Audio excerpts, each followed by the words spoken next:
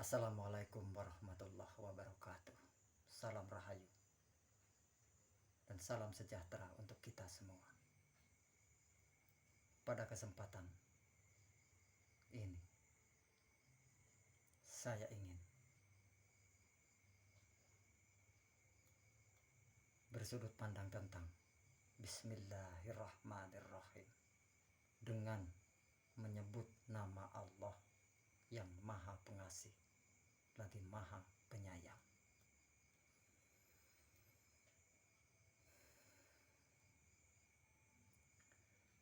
Dan bagi saya,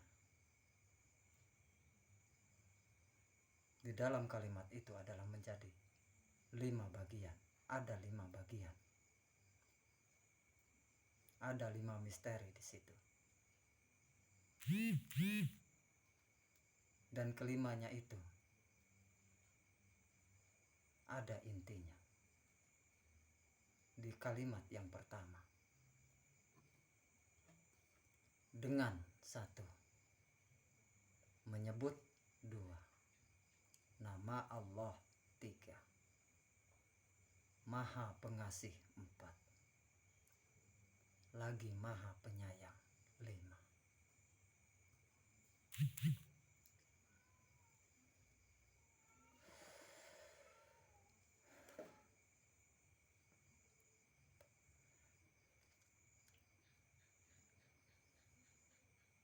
Coba kita renungkan secara lebih mendalam.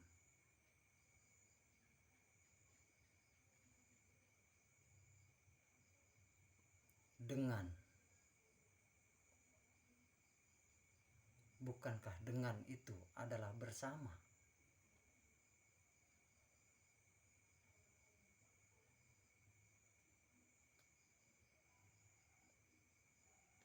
Inilah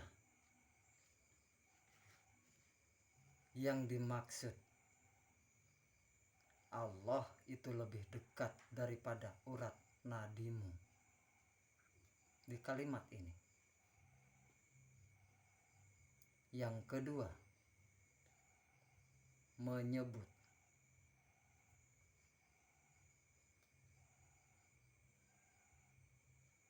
Yang ketiga, nama Allah. Yang keempat, Maha Pengasih. Dan yang kelima, Maha Penyayang.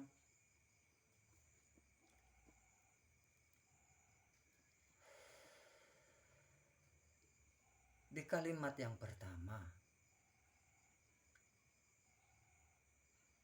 itu kita sudah bersama.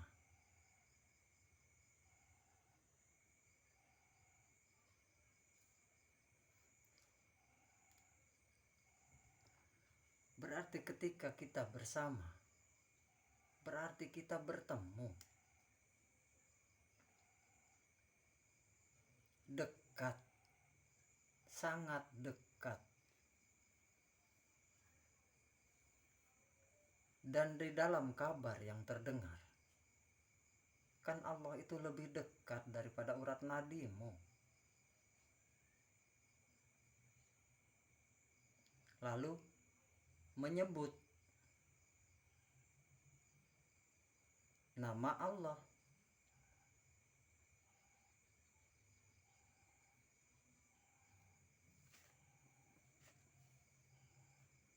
Kalau kita sudah bersama, lalu yang menyebut nama Allah itu siapa? Siapa yang menyebut dan siapa yang disebut?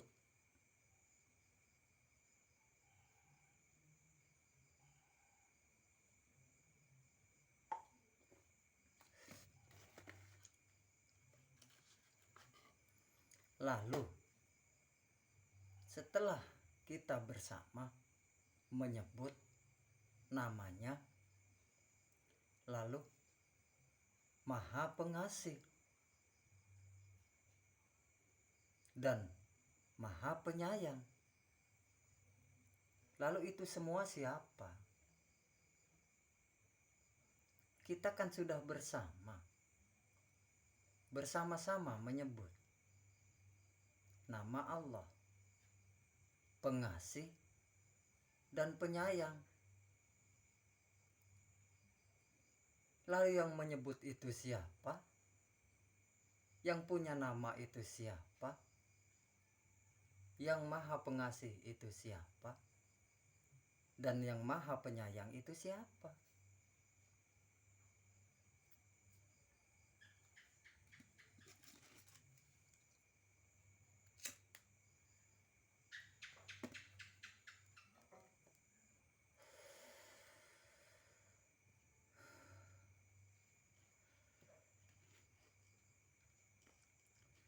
Ini sudut pandang saya.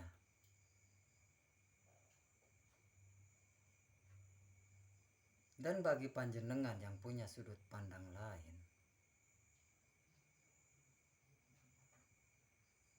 tidak ada masalah. Karena sudut pandang pasti ada kebenaran.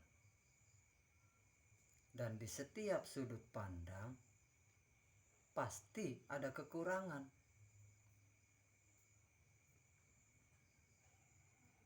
Karena kebenaran yang benar-benarnya benar itu adalah milik Tuhan.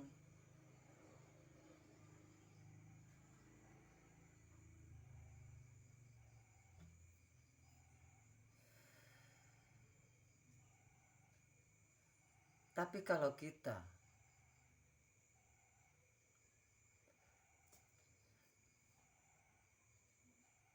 sadar, menyadari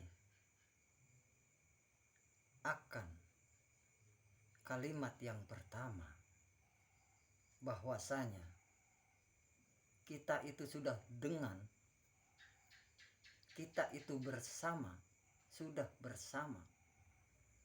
Seharusnya kita tahu, minimal kita merasa disinilah titik awal semuanya, bahwa sifat Allah itu ada 20. Dan yang pertama, Allah itu wujud.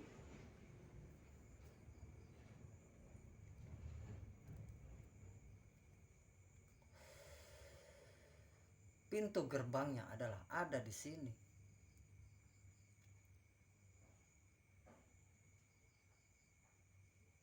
Ada di Bismillah.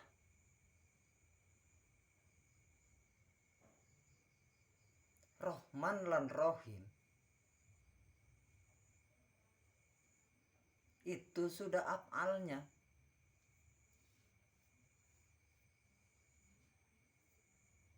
Itu sudah wujud perbuatannya.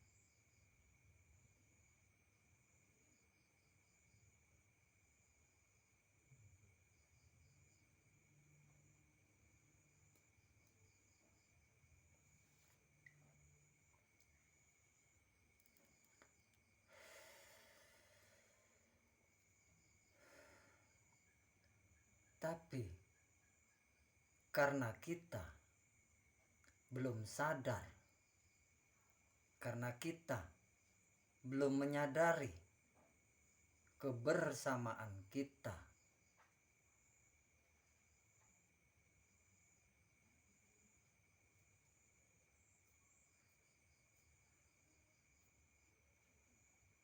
maka akan sulit untuk bisa menjangkau ini.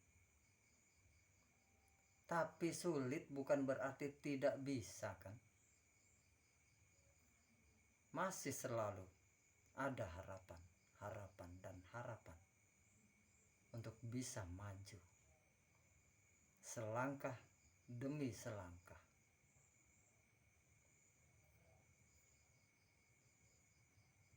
Untuk meniti ketitian selanjutnya.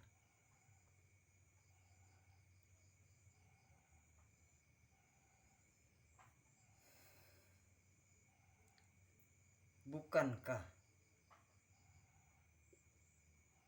setelah syariat ada tarekat?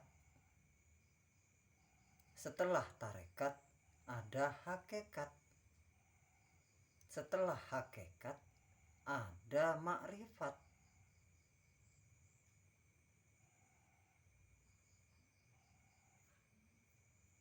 Syariat itu jalannya akal.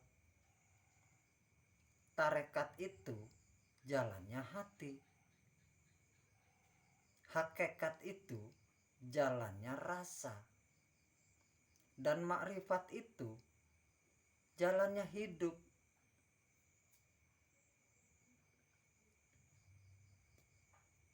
Yang dikatakan lebih dekat daripada urat nadimu. Sudut pandang saya seperti itu.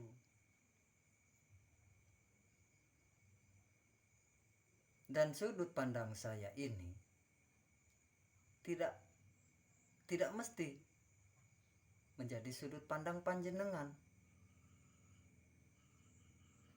Dan saya hanya menyampaikan sudut pandang saya. Siapa tahu ada kebenaran yang bisa panjenengan rasakan, bahkan dapatkan di situ. Ketika tidak, nggak apa-apa. Karena sudut pandang syariat akan berbeda dengan sudut pandang tarekat. Sudut pandang tarekat baru akan mendekati sudut pandang hakikat. Tapi ketika kita bisa lungguh di hakikat, maka tidak akan ada perbedaan, saudaraku. Sudut pandang apapun, dari manapun, tidak akan ada yang salah. Salah dan benar itu tentang akal.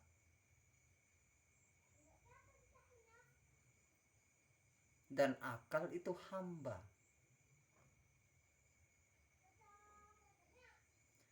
Berarti itu kan tentang hamba, tentang penilaian hamba.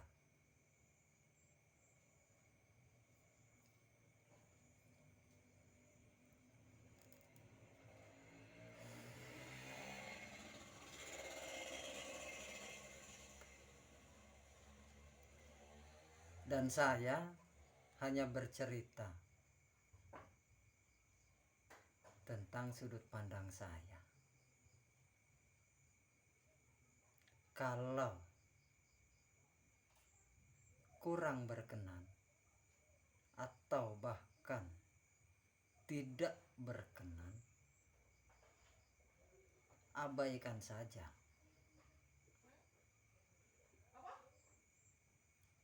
Karena tingkat yakin pun berbeda-beda. Ada sekedar percaya, ada yang yakin, ada yang ainul yakin, dan bahkan ada yang hakul yakin. Kita tidak perlu berebut. Saya tidak sedang berebut dengan panjenengan tentang hal ini.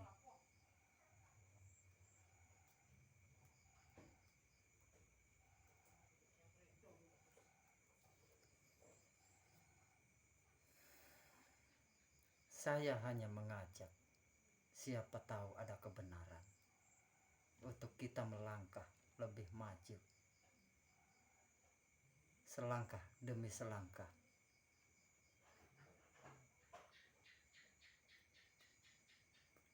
Karena masih jauh kita dari tujuan untuk sampai kepada tujuan. Kalau kita benar-benar sadar